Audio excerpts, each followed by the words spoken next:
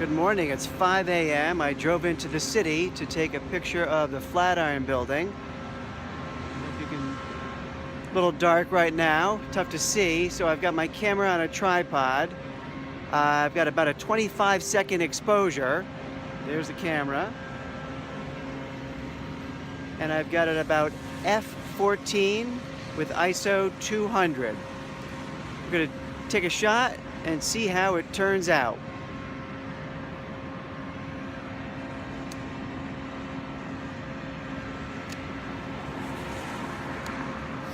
Okay, the camera shutter is now open.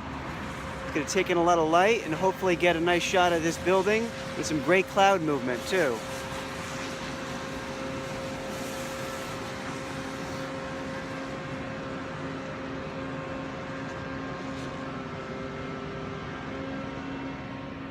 Hopefully it turns out good.